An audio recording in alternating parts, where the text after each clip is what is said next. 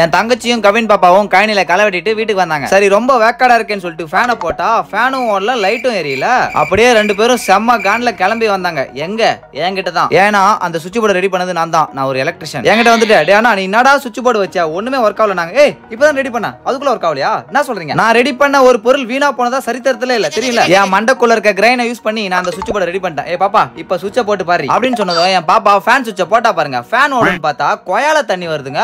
ஐயோ என்னமோ கனெக்ஷன் மாறி போச்சு. பாப்பா வேற சுவிட்ச் போட்டு பாரு. என் பாப்பா லைட் சுவிட்ச் போட்டா லைட் எரியுன்னு பார்த்தா கேஸ் எரியுது. டேய் அட கடவுளே பூரா கனெக்ஷனும் மாறி போய் கிடக்குது. பாப்பா நான் வேணா லைன் மாத்தி கொடுக்குவா? ஐயோ பாப்பா ப்ளீஸ் பாப்பா நான் கரெக்டா தாண்டி ரெடி பண்ணேன். பார்த்தா கொயால தண்ணி வருது கேஸ் எரியுது. எனக்கு ஒண்ணுமே புரியல.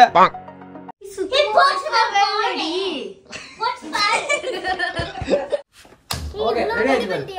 இருங்க வலிக்குது. என்னடா கொயால தண்ணி வருது? தெரியல சுவிட்ச் போடு பாரு சுவிட்ச் போடு பாரு. ஏய் அங்க பாரு கேஸ் எரியுது.